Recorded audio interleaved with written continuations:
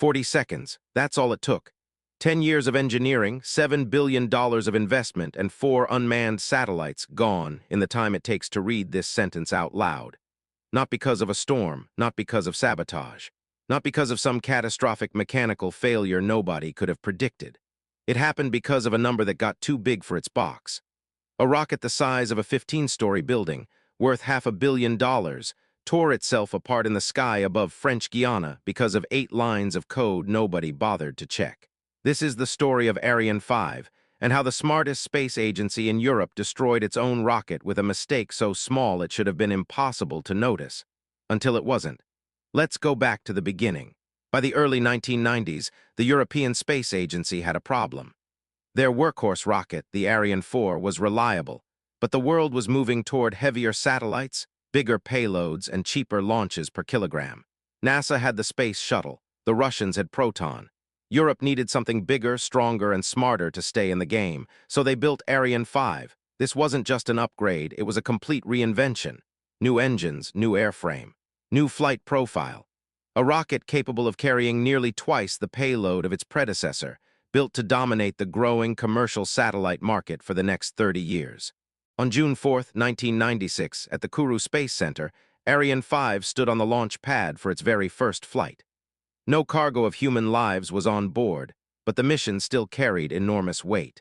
4 expensive cluster scientific satellites, designed to study how the sun's particles interact with Earth's magnetic field, sat inside the rocket's nose. Engineers, scientists, and officials from across Europe watched from the control room, some of whom had spent over a decade of their careers building toward this single moment. The countdown reached 0. The engines roared to life. The rocket lifted off the pad in a clean, powerful ascent, exactly as the simulations predicted. For the first 37 seconds, everything looked perfect. Then something started to go wrong, and it went wrong fast. Now here's where we need to slow down, because the failure that destroyed Ariane 5 wasn't hiding in the fuel, the engines, or the metal. It was hiding inside a tiny piece of software most people never think about: the rocket's guidance system. Think of it like the rocket's inner ear. Just like humans use their inner ear to sense balance and orientation, Ariane 5 used a system called the Inertial Reference System to constantly calculate its position, speed, and angle in the sky. This system took in raw physical data: how fast the rocket was accelerating sideways, how fast it was tilting, and converted those numbers into instructions the flight computer could use to keep the rocket stable. Here's the critical detail. Engineers had already built and tested this exact guidance software for the earlier Ariane 4 rocket. It worked flawlessly for years. So when the Ariane 5 was being developed, teams reused large chunks of that trusted code instead of building everything from scratch. On paper, this seemed like a smart, cost-saving decision. Why redesign something that already works? But there was one enormous difference between Ariane 4 and Ariane 5 that nobody accounted for: raw physical performance. Ariane 5 was a far more powerful rocket. It accelerated horizontally much faster than Ariane 4 ever did during liftoff.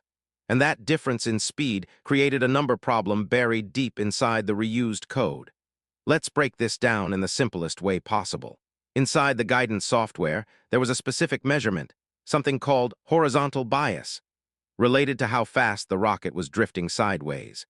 This number was stored as a 64-bit floating point value, which is basically a huge storage container capable of holding an enormous range of numbers, including very large decimals.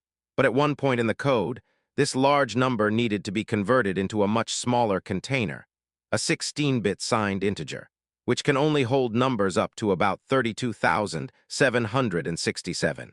Think of it like trying to pour the entire contents of a swimming pool into a drinking glass. On Ariane 4, the horizontal acceleration was slow enough that this number never got big enough to overflow the smaller container. It always fit. Nobody ever saw a problem because the problem never had a chance to happen. But Ariane 5 accelerated so much faster during its early flight phase that this horizontal bias value shot past the maximum limit the 16-bit integer could hold. The number became too big for its box. When this overflow happened, the guidance computer didn't gracefully handle the error. It crashed, completely. And here's the terrifying part. Ariane 5 had a backup guidance computer, an identical unit running the exact same software specifically included to take over if the primary one failed. It was supposed to be the safety net. But since it was running an identical copy of the same flawed code, it hit the exact same overflow at almost the exact same moment, and it crashed too. In under a second, both of the rocket's guidance computers went completely offline. No backup left, no redundancy, no safety net. With both computers dead, the flight control system reverted to the last data it had received right before the crash, and that final piece of data was pure garbage, a diagnostic error code, not real flight information. The rocket's control system misread this junk data as legitimate flight commands. Believing the rocket was wildly off course, it triggered a violent, full-force correction, swiveling its nozzles to a dramatic angle in an attempt to fix a problem that didn't actually exist. This sudden extreme maneuver placed forces on the rocket's frame far beyond what it was built to survive. Aerodynamic stress ripped through the fuselage. Ariane 5 began breaking apart mid-flight. Onboard automatic safety systems detected this structural failure and did the only thing they were designed to do in that scenario. They triggered the self-destruct charges. 39 seconds after leaving the ground, Europe's most advanced rocket exploded above the Atlantic Ocean, raining flaming debris into the water below. 4 satellites, 10 years of scientific preparation, and roughly $500 million turned into scattered wreckage in seconds.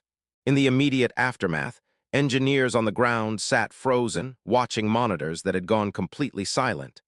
Something that took a decade to build had been erased in less time than it takes to read a paragraph.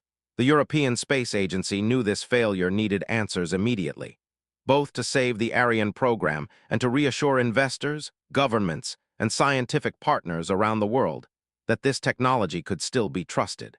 An independent inquiry board was assembled almost instantly, made up of senior engineers and scientists with no direct connection to the rocket's development, to prevent any conflict of interest. Investigators pulled the telemetry data, the recorded stream of numbers the rocket had transmitted in its final seconds before losing contact. And because Ariane 5 had exploded over open ocean, they didn't even need physical wreckage recovery to find the cause. The digital fingerprints were right there in the data. What they found stunned the aerospace community. This wasn't a hardware failure. It wasn't a fuel leak, a mechanical defect, or a design flaw in the rocket's structure. It was a single software conversion error, sitting quietly in reused code, waiting for a scenario nobody had bothered to test. The investigation revealed something even more uncomfortable. Engineers had known this piece of software could theoretically overflow under extreme values. But because it had never caused a problem on Ariane 4, and because running full simulation tests on every single line of legacy code was expensive and time-consuming, this particular calculation was never tested under Ariane 5's actual flight conditions. Nobody validated an old assumption against a new reality. The code wasn't wrong for the rocket it was built for.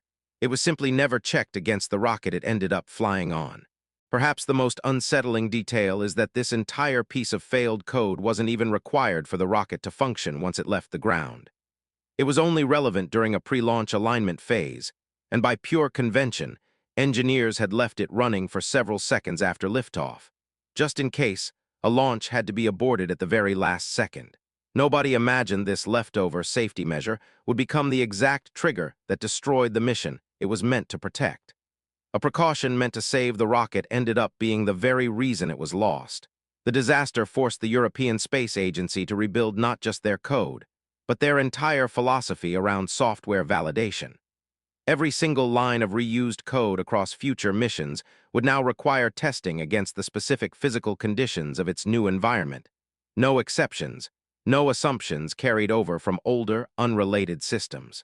Redundant backup systems were redesigned to use different, independent software logic instead of identical copies, so that one shared flaw couldn't take down every safety layer simultaneously. It was a hard, expensive lesson. Real safety doesn't come from having two of the same thing. It comes from having two different ways of catching the same mistake. Ariane 5 eventually recovered from this disaster. After extensive redesigns and testing protocols, it became one of the most reliable heavy-lift rockets ever built, launching satellites and probes for decades, including missions that would later carry priceless scientific payloads into deep space. But its very first flight remains one of the most studied failures in engineering history, not because the mistake was complicated, but because it was almost embarrassingly simple. a number that didn't fit into a box, a recycled solution applied to a problem it was never designed for. It's a chilling reminder that in engineering, the biggest disasters rarely come from the parts everyone is worried about. They come from the parts everyone assumes are already solved, the failure hiding in a system nobody thought to question. If stories like this fascinate you, the hidden failures, the invisible mistakes, and the dark side of engineering and logistics history, make sure you subscribe.